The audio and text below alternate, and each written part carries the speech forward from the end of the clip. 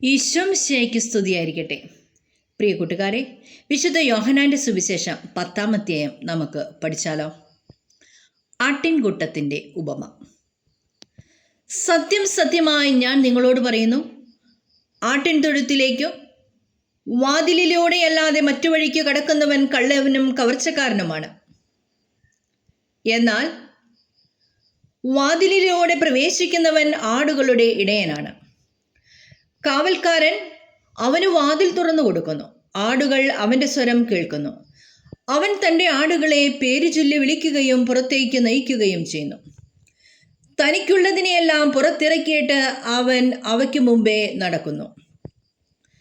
അവൻ്റെ സ്വരം തിരിച്ചറിയുന്നത് കൊണ്ട് ആടുകൾ അവനെ അനുഗമിക്കുന്നു. അവ ഒരിക്കലും അപരിചിതനെ അനുഗമിക്കുകയില്ല. അന്യരുടെ സ്വരം അറിയാത്തതിനാൽ അവ അവരിൽ നിന്ന് ഓടിയകലും. യേശു അവരോട് ഈ ഉപമ പറഞ്ഞു. എന്നാൽ അവൻ തങ്ങളോട് പറഞ്ഞത് എന്തെന്ന് അവർ മനസ്സിലാക്കിയില്ല. നല്ല ഇടയൻ. അതുകൊണ്ട് യേശു വീണ്ടും പറഞ്ഞു, സത്യം സത്യമായി ഞാൻ നിങ്ങളോട് പറയുന്നു, ഞാനാണ് ആടുകളുടെ വാതിൽ. എനിക്ക് മുമ്പേ വന്നവരെല്ലാം കള്ളന്മാരും കവർച്ചക്കാരുമായിരുന്നു. ആടുകൾ അവരെ ശ്രവിച്ചില്ല. ഞാനാണ് വാതിൽ.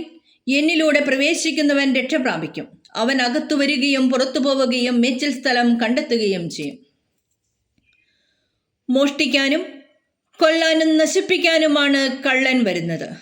ഞാൻ വന്നിരിക്കുന്നത് അവർക്ക് ജീവൻ ഉണ്ടാകാനും അത് സമർത്ഥമായി ഉണ്ടാകാനുമാണ്. ഞാൻ നല്ല ഇടയനാണ്. നല്ല ഇടയൻ ആടുകൾക്ക് വേണ്ടി ജീവൻ അർപ്പിക്കുന്നു. ഇടയനല്ലാത്തവനും ആടുകൾ സ്വന്തമല്ലാത്തവനുമായ കൂലിക്കാരൻ ചെന്നായി വരുന്നത് കാണുമ്പോൾ ആടുകളെ ഉപേക്ഷിച്ച് ഓടിപ്പോകുന്നു. ചെന്നായി വന്ന് അവയെ പിടിക്കുകയും ചിതറിച്ചു കളയുകയും ചെയ്യുന്നു. അവൻ ഓടിപ്പോകുന്നതു കൂലിക്കാരനായതുകൊണ്ടും ആടുകളെപ്പറ്റി താല്പര്യമില്ലാത്തതുകൊണ്ടുമാണ്. ഞാൻ നല്ല ഇടയനാണ്. പിതാവ് എന്നെയും ഞാൻ പിതാവിനെയും അറിയുന്നത് പോലെ ഞാൻ എനിക്കുള്ളവയെയും എനിക്കുള്ളവ എന്നെയും അറിയുന്നു.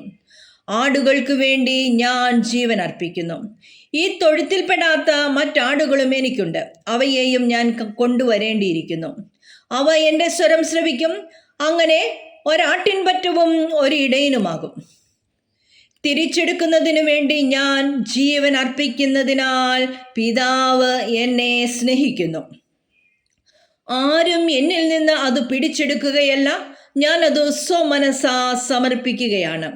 അത് സമർപ്പിക്കാനും തിരികെ എടുക്കാനും എനിക്ക് അധികാരമുണ്ട്. ഈ കൽപ്പന എൻ്റെ പിതാവിൽ നിന്നാണ് എനിക്കു ലഭിച്ചത്. ഈ വാക്കുകൾ മൂലം യഹൂദരുടെ ഇടയിൽ വീണ്ടും ഭിന്നതയുണ്ടായി.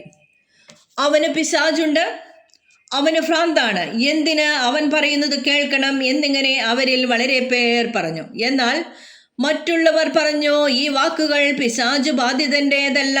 പിശാചിന് അന്ധരുടെ കണ്ണുകൾ തുറക്കുവാൻ കഴിയുമോ? യേശു ദൈവപുത്രൻ. ജെറുസലേമിൽ പ്രതിഷ്ഠയുടെ തിരുനാളായിരുന്നു. അത് ശീതകാലമായിരുന്നു. യേശു ദേവാലയത്തിൽ സോളമന്റെ മണ്ഡപത്തിൽ നടക്കുമ്പോൾ യഹൂദർ അവൻ്റെ ചുറ്റും കൂടി ചോദിച്ചു, നീ ഞങ്ങളെ എത്ര നാൾ ഇങ്ങനെ സന്ദിഗ്ധാവസ്ഥയിൽ നിർത്തും?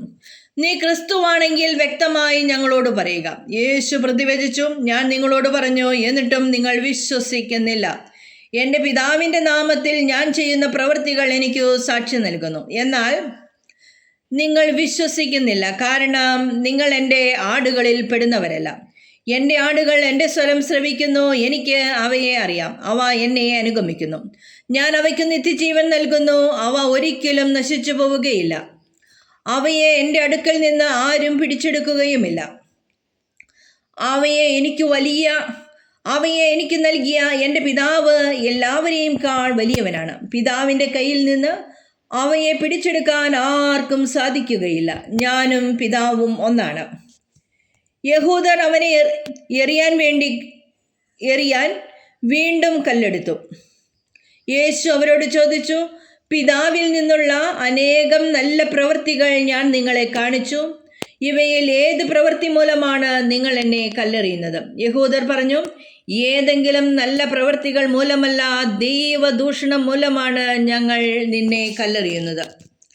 കാരണം മനുഷ്യനായിരിക്കെ നീ നിന്നെ തന്നെ ദൈവമാക്കുന്നു. യേശു അവരോട് ചോദിച്ചു, നിങ്ങൾ ദൈവങ്ങളാണെന്നു ഞാൻ പറഞ്ഞു എന്നു നിങ്ങളുടെ നിയമത്തിൽ എഴുതപ്പെട്ടിട്ടില്ലേ? വിശുദ്ധ ലിഖിതം നിറവേറാതിരിക്കുകയില്ലല്ലോ. ദൈവവചനം ആരുടെ അടുത്തേക്ക് വന്നുവോ അവരെ ദൈവങ്ങളെന്ന് അവൻ വിളിച്ചു. അങ്ങനെയെങ്കിൽ പിതാവ് വിശുദ്ധീകരിച്ച് ലോകത്തിലേക്ക് അയച്ച എന്നെ ഞാൻ ദൈവപുത്രനാണ് എന്ന് പറഞ്ഞതുകൊണ്ട് നീ ദൈവദൂഷണം പറയുന്നു എന്ന് നിങ്ങൾ കുറ്റപ്പെടുത്തുന്നുവോ? ഞാൻ എൻ്റെ പിതാവിൻ്റെ പ്രവൃത്തികൾ ചെയ്യുന്നില്ലെങ്കിൽ നിങ്ങൾ എന്നെ വിശ്വസിക്കേണ്ട. എന്നാൽ ഞാൻ അവ ചെയ്യുന്നെങ്കിൽ നിങ്ങൾ എന്നിൽ വിശ്വസിക്കുന്നില്ലെങ്കിലും ആ പ്രവൃത്തികളിൽ വിശ്വസിക്കുവിൻ. അപ്പോൾ പിതാവ് എന്നിലും ഞാൻ പിതാവിലുമാണെന്നോ നിങ്ങൾ അറിയുകയും ആ അറിവിൽ നിലനിൽക്കുകയും ചെയ്യും. വീണ്ടും അവർ അവനെ ബന്ധിക്കാൻ ശ്രമിച്ചു, എന്നാൽ അവൻ അവരുടെ കയ്യിൽ നിന്ന് രക്ഷപ്പെട്ടു. ജോർദാന്റെ മറുകരയിൽ യോഹന്നാൻ ആദ്യം സ്നാനം നൽകിയിരുന്ന സ്ഥലത്തേക്ക് അവൻ വീണ്ടും പോയി അവിടെ താമസിച്ചു. വളരെ പേർ അവന്റെ അടുത്ത് വന്നു. അവർ പറഞ്ഞു, യോഹന്നാൻ ഒരടയാളവും പ്രവർത്തിച്ചില്ല, എന്നാൽ ഈ മനുഷ്യനെ പറ്റി യോഹന്നാൻ പറഞ്ഞിരുന്നതെല്ലാം സത്യമാണ്. അവിടെ വെച്ച് വളരെ പേർ അവനിൽ വിശ്വസിച്ചു. ദൈവത്തിന് സ്തുതി. ഈശോ മിശിഹായ്ക്ക് സ്തുതിയായിരിക്കട്ടെ. പ്രിയ കൂട്ടുകാരെ, യോഹന്നാന്റെ സുവിശേഷം 10-ാം അധ്യായത്തിൽ 42 തിരുവചന ഭാഗങ്ങളാണ് ഉള്ളത്. 42 തിരുവചനങ്ങളാണുള്ളത്. യേശു ദൈവപുത്രൻ, നല്ല ഇടയൻ, ആട്ടിൻകൂട്ടത്തിൻ്റെ ഉപമ, ഇങ്ങനെ 3 തലക്കെട്ടുകൾ, ശീർഷകങ്ങളാണ് 10-ാം അധ്യായത്തിലുള്ളത്. ആട്ടിൻകൂട്ടത്തിൻ്റെ ഉപമ, നല്ല ഇടയൻ, യേശു ദൈവപുത്രൻ. 42 വാക്യങ്ങളാണുള്ളത്. 42-ാമത്തെ വാക്യം, അവിടെ വെച്ച് വളരെ പേർ അവനിൽ വിശ്വസിച്ചു എന്നതാണ്. ഇനി ഓരോ വചനം നമുക്ക് തിരിച്ച് പഠിക്കാം. യോഹന്നാന്റെ സുവിശേഷം 10-ാം അധ്യായത്തിൻ്റെ തലക്കെട്ട് ആട്ടിൻകൂട്ടത്തിൻ്റെ ഉപമ എന്ന തലക്കെട്ടിനോടുകൂടിയാണ് ആരംഭിക്കുന്നത്. ആ തലക്കെട്ടിന് താഴെ 1 മുതൽ 6 വരെയുള്ള വചനഭാഗങ്ങളാണുള്ളത്. അത് നമുക്ക് ഒന്ന് ധ്യാനിക്കാം. 10-ാം അധ്യായം 1-ാം വാക്യം, സത്യം സത്യമായി ഞാൻ നിങ്ങളോട് പറയുന്നു, ആട്ടിൻ തൊഴുത്തിലേക്ക് വാതിലിലൂടെ അല്ലാതെ മറ്റു വഴിക്ക് കടക്കുന്നവൻ കള്ളനും കവർച്ചക്കാരനുമാണ്. 2-ാം തിരുവചനം, എന്നാൽ വാതിലിലൂടെ പ്രവേശിക്കുന്നവൻ ആടുകളുടെ ഇടയനാണ്. 2-ാം തിരുവചനത്തെക്കുറിച്ച് 10:2, 10-ാം അധ്യായം 2-ാം തിരുവചനത്തെക്കുറിച്ച് മർക്കോസിൻ്റെ സുവിശേഷം 6-ാം അധ്യായം 34-ാം വാക്യത്തിൽ രേഖപ്പെടുത്തിയിട്ടുള്ളതാണ് പറഞ്ഞിവിടെ പരാമർശിച്ചിരിക്കുന്നത്. 3-ാം വാക്യം, കാവൽക്കാരൻ അവന് വാതിൽ തുറന്നു കൊടുക്കുന്നു, ആടുകൾ അവൻ്റെ സ്വരം കേൾക്കുന്നു, അവൻ തൻ്റെ ആടുകളെ പേര് ചൊല്ലി വിളിക്കുകയും പുറത്തേക്ക് നയിക്കുകയും ചെയ്യുന്നു. 4-ാം തിരുവചനം, തനിക്കുള്ളതിനെയെല്ലാം പുറത്തിറക്കിയിട്ട് അവൻ അവയ്ക്ക് മുമ്പേ നടക്കുന്നു, അവൻ്റെ സ്വരം തിരിച്ചറിയുന്നതുകൊണ്ട് ആടുകൾ അവനെ അനുഗമിക്കുന്നു. 10-ാം അധ്യായം 4-ാം വാക്യത്തെക്കുറിച്ച് യോഹന്നാന്റെ സുവിശേഷം 10:27 പരാമർശിച്ചിട്ടുണ്ട് എന്നാണ് ഇവിടെ രേഖപ്പെടുത്തിയിരിക്കുന്നത്. ഇനി 5-ാം തിരുവചനം, അവ ഒരിക്കലും അപരിചിതനെ അനുഗമിക്കുകയില്ല, അന്യരുടെ സ്വരം അറിയാത്തതിനാൽ അവ അവരിൽ നിന്ന് ഓടിയകലും. 6-ാം തിരുവചനം, യേശു അവരോട് ഈ ഉപമ പറഞ്ഞു, എന്നാൽ അവൻ തങ്ങളോട് പറഞ്ഞത് എന്തെന്ന് അവർ മനസ്സിലാക്കിയില്ല. 6 തിരുവചന ഭാഗങ്ങളാണ് ഈ നല്ല ആട്ടിൻകൂട്ടത്തിൻ്റെ ഉപമയ്ക്ക് താഴെയുള്ളത്. ഇനി 7-ാം തിരുവചനം, അതുകൊണ്ട് യേശു വീണ്ടും പറഞ്ഞു, സത്യം സത്യമായി ഞാൻ നിങ്ങളോട് പറയുന്നു, ഞാനാണ് ആടുകളുടെ വാതിൽ. 8-ാം തിരുവചനം, എനിക്ക് മുമ്പേ വന്നവരെല്ലാം കള്ളന്മാരും കവർച്ചക്കാരുമായിരുന്നു, ആടുകൾ അവരെ ശ്രവിച്ചില്ല. 8-ാം തിരുവചനത്തെക്കുറിച്ച് 10:8 ജെറമ്യാ പ്രവാചകന്റെ പുസ്തകം 23:1, എസെക്കിയേൽ 34:2 രേഖപ്പെടുത്തിയിട്ടുണ്ടെന്നാണ് ഇവിടെ പരാമർശിച്ചിരിക്കുന്നത്. ഇനി 9-ാമത്തെ തിരുവചനം എന്താണെന്ന് നോക്കാം. ഞാനാണ് വാതിൽ, എന്നിലൂടെ പ്രവേശിക്കുന്നവൻ രക്ഷ പ്രാപിക്കും, അവൻ അകത്തു വരികയും പുറത്തു പോവുകയും മേച്ചിൽ സ്ഥലം കണ്ടെത്തുകയും ചെയ്യുന്നു. 10-ാം തിരുവചനം, മോഷ്ടിക്കാനും കൊല്ലാനും നശിപ്പിക്കാനുമാണ് കള്ളൻ വരുന്നത്, ഞാൻ വന്നിരിക്കുന്നത് അവർക്ക് ജീവനുണ്ടാകാനും അത് സമർത്ഥമായി ഉണ്ടാകാനുമാണ്. 10 9 ഞാനാണ് വാതിൽ, എന്നിലൂടെ പ്രവേശിക്കുന്നവൻ രക്ഷ പ്രാപിക്കും. അവൻ അകത്തു വരികയും പുറത്തു പോവുകയും മേച്ചിൽ സ്ഥലം കണ്ടെത്തുകയും ചെയ്യും. 10-9 സങ്കീർത്തന പുസ്തകങ്ങളിൽ 118-20 പരാമർശിച്ചിട്ടുണ്ടെന്നാണ് രേഖപ്പെടുത്തിയിരിക്കുന്നത്. 10-10 മോഷ്ടിക്കാനും കൊല്ലാനും നശിപ്പിക്കാനുമാണ് കള്ളൻ വരുന്നത്. ഞാൻ വന്നിരിക്കുന്നത് അവർക്ക് ജീവനുണ്ടാകാനും അത് സമൃദ്ധമായി ഉണ്ടാകാനുമാണ്. 11 തിരുവചനം, ഞാൻ നല്ല ഇടയനാണ്, നല്ല ഇടയൻ ആടുകൾക്ക് വേണ്ടി ജീവൻ അർപ്പിക്കുന്നു. 11 തിരുവചനത്തെക്കുറിച്ച് 10-11 23 സങ്കീർത്തനം 23:1 മെശിയ 40:11 മെസ്സിക്കേൽ 34:15 ഹെബ്രായർക്ക് എഴുതിയ ലേഖനം 13:20 വെളിപാട് 7:17 1 പത്രോസ് 5:4 1 യോഹന്നാൻ 3:16 യോഹന്നാൻ്റെ സുവിശേഷം 15:13 രേഖപ്പെടുത്തിയിട്ടുണ്ടെന്നാണ് ഇവിടെ രേഖ പരാമർശിച്ചിരിക്കുന്നത് കേട്ടോ.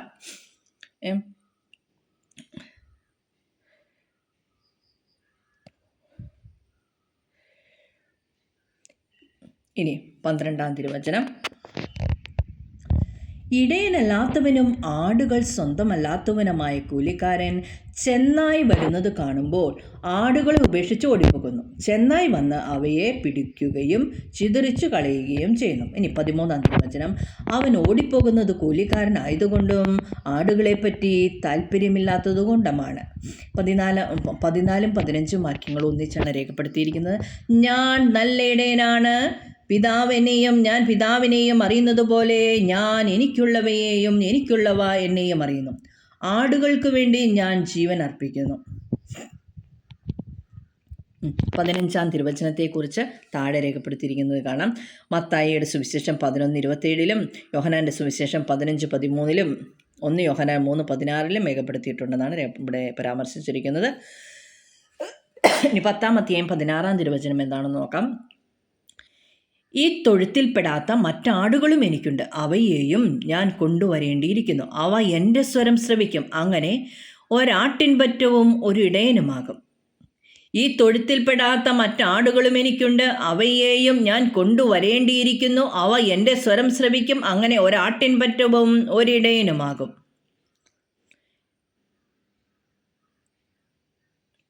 10-16 താഴെ പരാമർശിച്ചിട്ടുണ്ടോ നോക്കട്ടെ കേട്ടോ. യെശയ്യാ 10:16 യെശയ്യാ പ്രവാചകൻ്റെ പുസ്തകം 56:8 യോഹന്നാൻ 11:52 1 പത്രോസ് 2:25 എസെക്കിയേൽ 34:23 37 തിരുവചനത്തിലും രേഖപ്പെടുത്തിയിട്ടുണ്ടെന്നാണ് പറഞ്ഞിരിക്കുന്നത്. 10-16 ഇനി 17 തിരുവചനം,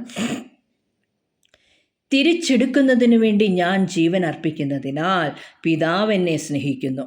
17 തിരുവചനം, തിരിച്ചെടുക്കുന്നതിനു വേണ്ടി ഞാൻ ജീവൻ അർപ്പിക്കുന്നതിനാൽ പിതാവ് എന്നെ സ്നേഹിക്കുന്നു. 18 തിരുവചനം, ആരും എന്നിൽ നിന്ന് അത് പിടിച്ചെടുക്കുകയല്ല, ഞാനത് സ്വമനസ്സാ സമർപ്പിക്കുകയാണ്.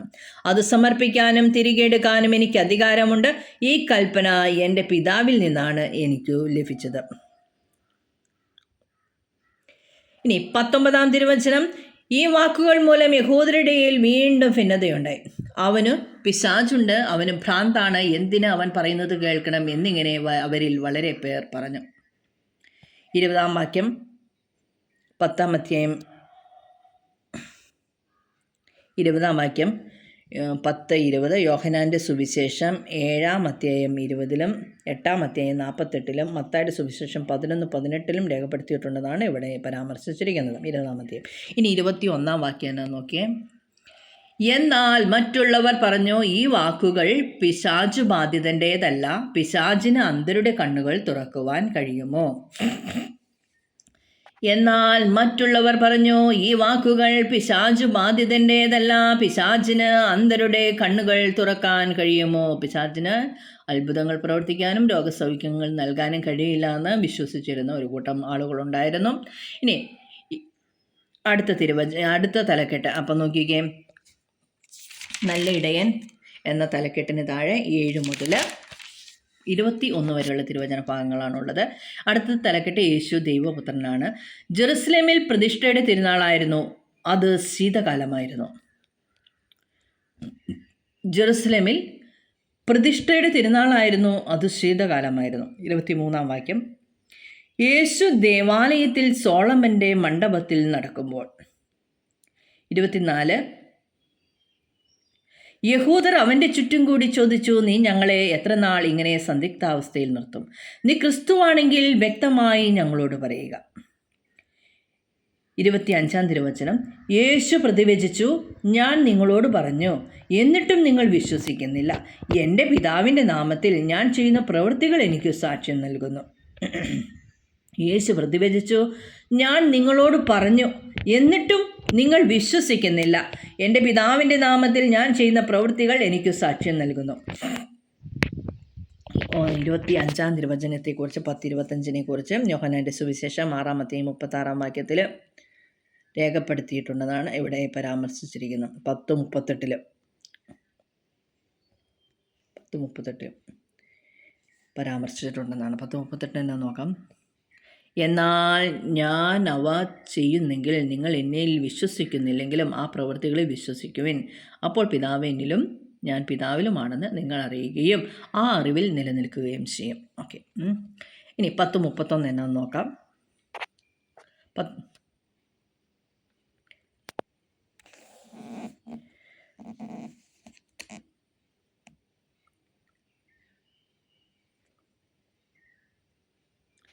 10:26 എന്നാൽ നിങ്ങൾ വിശ്വസിക്കുന്നില്ല, കാരണം നിങ്ങൾ എൻ്റെ ആടുകളിൽ പെടുന്നവരല്ല.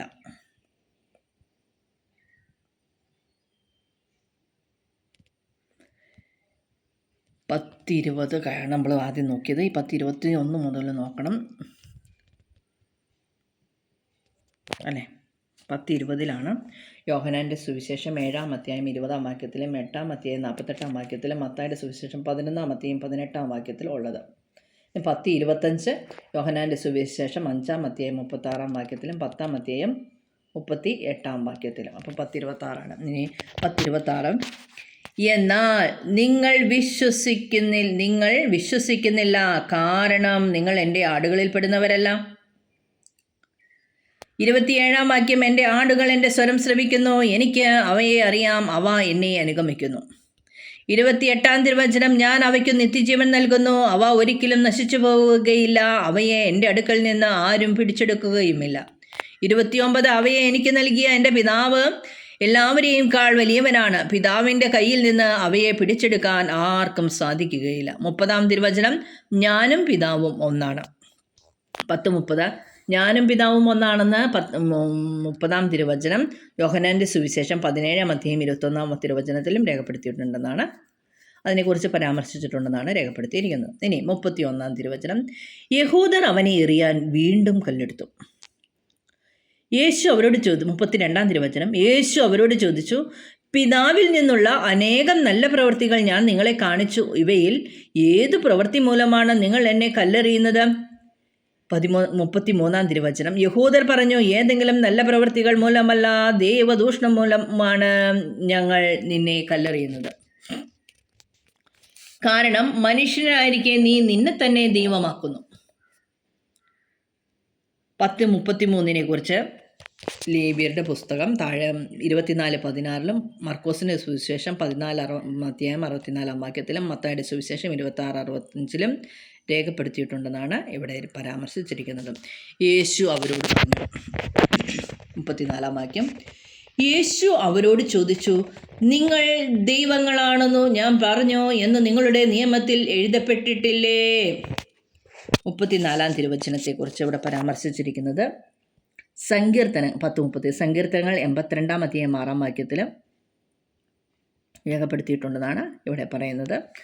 ഇനി അടുത്തത് 10-ാം അധ്യായം 35-ാം തിരുവചനം നോക്കാം. വിശുദ്ധ ലിഖിതം നിറവേറാതിരിക്കുകയില്ലല്ലോ. ദൈവവചനം ആരുടെ അടുത്തേക്ക് വന്നുവോ അവരെ ദൈവങ്ങൾ എന്ന് അവൻ വിളിച്ചു. ദൈവവചനം ആരുടെ അടുത്തേക്ക് വന്നുവോ അവരെ ദൈവങ്ങൾ എന്ന് അവൻ വിളിച്ചു. 36-ാം തിരുവചനം അങ്ങനെയെങ്കിൽ പിതാവ് വിശുദ്ധീകരിച്ച് ലോകത്തിലേക്ക് അയച്ച എന്നെ ഞാൻ ദൈവപുത്രനാണ് എന്ന് പറഞ്ഞതുകൊണ്ട് നീ ദൈവദൂഷണം പറയുന്നു എന്ന് നിങ്ങൾ കുറ്റപ്പെടുത്തുന്നുവോ? 36 തിരുവചനം. അങ്ങനെയെങ്കിൽ പിതാവ് വിശുദ്ധീകരിച്ച് ലോകത്തിലേക്ക് അയച്ച എന്നെ ഞാൻ ദൈവപുത്രനാണ് എന്ന് പറഞ്ഞതുകൊണ്ട് നീ ദൈവദൂഷണം പറയുന്നു എന്ന് നിങ്ങൾ കുറ്റപ്പെടുത്തുന്നുവോ? 37 വാക്യം. ഞാൻ എൻ്റെ പിതാവിൻ്റെ പ്രവൃത്തികൾ ചെയ്യുന്നില്ലെങ്കിൽ നിങ്ങൾ എന്നെ വിശ്വസിക്കേണ്ട. എന്നാൽ ഞാൻ അവ ചെയ്യുന്നെങ്കിൽ നിങ്ങൾ എന്നിൽ വിശ്വസിക്കുന്നില്ലെങ്കിലും ആ പ്രവൃത്തികളിൽ വിശ്വസിക്കുവിൻ. അപ്പോൾ പിതാവ് എന്നിലും ഞാൻ പിതാവിലുമാണെന്ന് നിങ്ങൾ അറിയുകയും ആ അറിവിൽ നിലനിൽക്കുകയും ചെയ്യും. 39 തിരുവചനം. വീണ്ടും അവർ അവനെ ബന്ധിക്കാൻ ശ്രമിച്ചു, എന്നാൽ അവൻ അവരുടെ കയ്യിൽ നിന്ന് രക്ഷപ്പെട്ടു. 40 തിരുവചനം. ജോർദാന്റെ മറുകരയിൽ യോഹന്നാൻ ആദ്യം സ്നാനം നൽകിയിരുന്ന സ്ഥലത്തേക്ക് അവൻ വീണ്ടും പോയി അവിടെ താമസിച്ചു. 41 വാക്യം. വളരെ പേർ അവൻ്റെ അടുത്ത് വന്നു. അവർ പറഞ്ഞു, യോഹന്നാൻ അടയാളവും പ്രവർത്തിച്ചില്ല, എന്നാൽ ഈ മനുഷ്യനെ പറ്റി യോഹന്നാൻ പറഞ്ഞിരുന്നതെല്ലാം സത്യമാണ്. 42 തിരുവചനം. അവിടെ വെച്ച് വളരെ പേർ അവനിൽ വിശ്വസിച്ചു. വചനമായിട്ട് തന്നെ കേട്ട് വായിച്ച് ധ്യാനിച്ച് പഠിക്കാൻ ശ്രമിക്കുക. ഓരോ വചനം വായിക്കുമ്പോഴും വചനം നമ്മോട് സംസാരിക്കുന്നതായിട്ട് തോന്നും. ചില വചനങ്ങൾ വായിച്ചാൽ കണ്ണിൽ നിൽക്കടെ നമ്മുടെ കണ്ണിക്കടെ കണ്ണീര് പോലും ഒഴുകി വരും. അപ്പോൾ ചില വചനങ്ങൾ നമ്മളോട് യേശു സംസാരിക്കുന്നത് പോലെ നമുക്ക് തോന്നും. വചനം മാംസമായി യേശുവിനെ വായിച്ച് ധ്യാനിച്ച് ഹൃദയത്തിൽ സംഗ്രഹിച്ച് യേശുവിൻ്റെ സ്നേഹത്തിൻ്റെ ആഴവും നീളവും ഉയരവും അളക്കാൻ നമുക്കേവർക്കും ആസ്വദിക്കാൻ, യേശുവിൻ്റെ സ്നേഹത്തിൻ്റെ ആഴവും നീളവും ഉയരവും ആസ്വദിക്കാൻ, അനുഭവിക്കാൻ, അങ്ങനെ സ്വർഗ സൗഭാഗ്യത്തിൽ എത്തിച്ചേരാനും എവർക്കും സാധിക്കട്ടെ എന്ന് പ്രാർത്ഥിക്കുന്നു. 10-ാം അധ്യായം അവസാനിച്ചു. കേട്ട് പഠിക്കുമല്ലോ, മറ്റുള്ളവർക്ക് ഷെയർ ചെയ്യുമല്ലോ. 1 മുതൽ 10 വരെയുള്ള ഭാഗ്യങ്ങൾ കയറ്റിയിട്ടിട്ടുണ്ട്. ബാക്കിയും എനിക്ക് സൗകര്യം കിട്ടുന്നത് പോലെ കയറ്റിയിടണമെന്നാണ് ആഗ്രഹം. കേട്ട് വായിച്ച് മനസ്സിൽ സംഗ്രഹിച്ച് അനുഗ്രഹം പ്രാപിക്കുമല്ലോ. ദൈവത്തിന് സ്തുതി.